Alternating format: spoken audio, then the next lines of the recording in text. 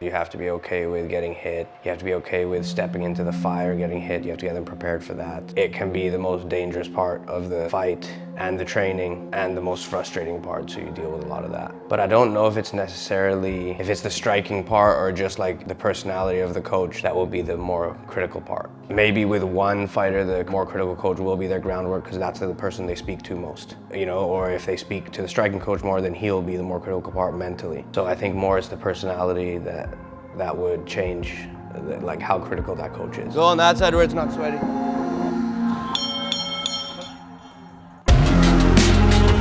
Let's go, mix it up. Don't be afraid to mix it up. Yeah, build a frame, good. Head.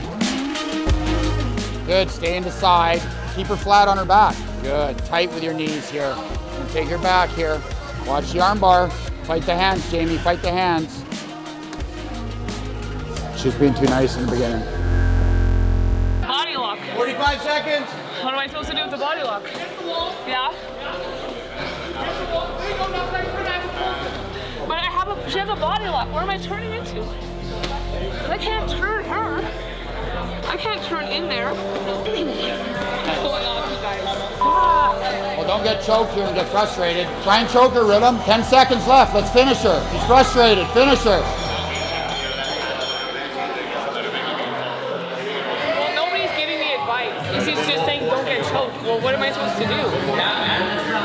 Don't punch his leg. Just stay focused, forget about the round. We have 2 more rounds to win. Don't worry about it. That round's gone. We can't change what's in the past. Move on. 2 rounds to win. That's it. Still our fight. Remember what we talked about. You can finish the fight at any moment. Let's go. Jay and I's relationship, I would say that obviously my striking was something that needed some tightening up and a different look, and he's helped to apply that and build confidence in my striking game. Footwork first, Jamie. Footwork first. Faking, get that outside foot. Nice. Nice jab. This isn't a kickboxing round just because you're sparring with Sonia. Jay's obviously a nerd when it comes to martial arts. He studies things like he's a little mad scientist when it comes to sort of dissecting the opponent and building a game plan. And I felt like he knew my weaknesses when I showed up, and those are things that he started to work on in such a short amount of time. Let's throw little knees and stomp the feet if we want. There you go. Good.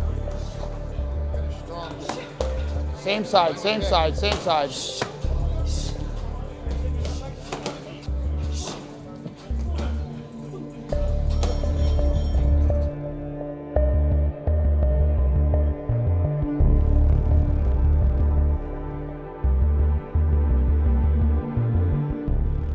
Manny, just work with her. Breathe, Jamie, breathe. Back up straight. Tactics come from obviously watching opponents and then also knowing what my fighter is good at. So if my fighter doesn't do something, but the person's open to it, it's gonna be pretty hard to convince them to pull that off. We can try and work it, but you have to go with what your fighter is good at and what will work against the opponent. Round 3, 1 apiece. 1 round apiece.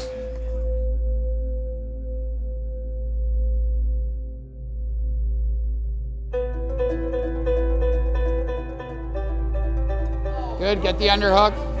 Tough round, tough day for her. Yeah. Stay focused, stay focused. There we go, keep working, keep working. That's all we're doing here is we're just working.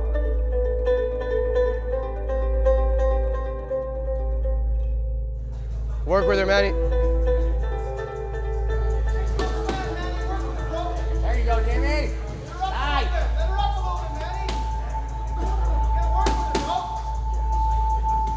Let's go, let's go. 1 minute. Stay focused, dig deep, let's go. Find that right body kick. Good, stop, find your body kick after, yes. Yes. Let's go, he's on the cage. Yes, that's it. That's it, go, go, go, go, work. 20 seconds, 20 seconds. It's just work, Don't worry about anything else, it's just work. Think about it as cardio, it's just work, that's it. Yes, there you go. Kick the leg out. Take it down, yeah. Start laying on those shots. Yeah. That's it. Think about it as cardio, nothing else. That's what it is. Breathe, regroup. You're done anyway. Good. Those rounds you gotta think about as cardio. It's like Cardio? What are you just laying on me? I couldn't even get up. I mean That's not cardio. that's how she's gonna try to win. Fucking burning my arms That's out. the only way she beats you. So getting someone else that's better at it to do it is good. That's the only way she beats you. So we have to feel it. That's the only that you'll know in the I fight. understand that This this is how sucks. she's Makes trying. me feel like, what the fuck am I doing? Like days like this, we're like, why am I even here? Well, because this is why you're here. I know, but This is how you get better. I get that's your guys' logic, but I'm the one that's receiving it, and I'm like looking at myself, being like, what am I doing? Yeah, and you're gonna have bad days every single time. You're gonna have bad days every count. And then in the fight, you won't have a bad day. And even if you do have a bad day, you know how to get over it because you got over it here. Because you still push through it. That's what it is. You're gonna have bad days always in camp. I'm telling you, if there was a second round or a third round, you would have finished it. Yeah. That's the realistic version of a fight, but we didn't allow that because then the fight's over and it's too easy. When you go in there and you finish her second round and you're like, oh, I'm not even sweating, we'll be like, yeah, this is why we knock her out in fucking 30 seconds. We're like, yeah, this is why we did this. It might feel unsatisfying, but it'll be okay. Jay is very calm and collected, and Casey is very intense and passionate. It works well in the sense that they're both very invested in me as a fighter and all of their fighters, but they communicate and they make plans and they both obsess about watching the fight and they connect. They do the same things, but on different energy levels, if that makes sense. The dream for me has always been just the goal that's next step ahead. I've never been one to bite off more than I can chew. You know, the ultimate end goal would be, you know, to have the belt for the UFC, as I've obtained other belts through other promotions on the way up, but I always like to treat it as one step on the ladder each time. When you make them do certain breaths, like Wim Hof breaths, say before training, like a cycle of them, it kind of just brings them into like that present right then to get them ready for training, and then they'll be more focused. Be as relaxed as possible. Think about holding it for as long as possible. This kind of, it shouldn't even feel hard anymore. It doesn't even feel like you need to breathe. Your body has enough oxygen that you can hold your breath for the next 3 minutes. You should feel like you're sinking into the ground. You're just falling through the earth. That you have to take into the fight as well, and make sure that before the warm-up even they do those breaths. You have to learn what your fighter does when he is not focused or nervous. 1, 2, same spot. Use your power as a jab. Instead of trying to go boom, touch, but from the rear. All speed, flick.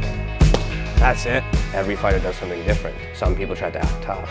Most people will try to distract themselves from their nerves in a way, and you have to figure out what that distraction is. Left hook. Just a long touch. That's it. You know, some people try to just act calm, and it's hard to tell. It's hard to tell if they're just acting calm. You're like, oh wow, they're so calm today. But no, they're nervous and they're not accepting it. You gotta accept the nerves, look at your opponent, and you know, decide you're gonna kill them. That's the goal. Fake the shot, overhand right. Wrap it around, hit her kidney. Head kick.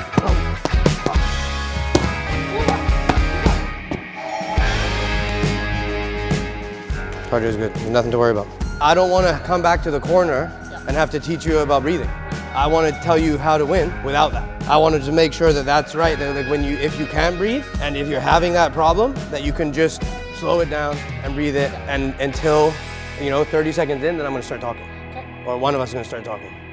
You know, he already corrected my stance, he corrected my, my position, my power went up in correlation with my striking and my strength and conditioning. My power has gone up exponentially over the last 3 years. We program on the strength conditioning side week to week, so we can build off the week we just had, make adjustments to the training for the following week, and then make sure that we're tracking for keeping that athlete peaking towards the fight without burning out. I do end up pushing pretty close to that edge. Constantly sort of adjusting the program is really what seems to yield us the highest success inside of a camp, for sure. I think this camp, we just really wanted to focus on being more aggressive, getting a big jump right from the get-go. The big thing that I've seen in this camp is just Jamie's ability to put other people's feelings aside and get the work in that she needs to get in right now.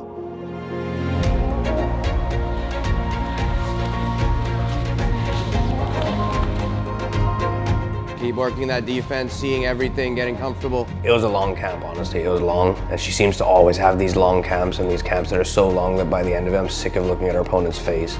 I'm sick of talking about the opponent.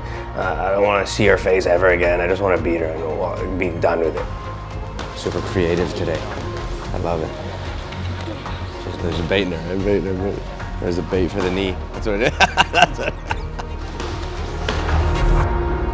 And there's always going to be things to fix in general with a fighter. I'm always going to be like, okay, after this fight, we're going to fix this. After this fight, we're going to fix this. But for this fight, I think we're good.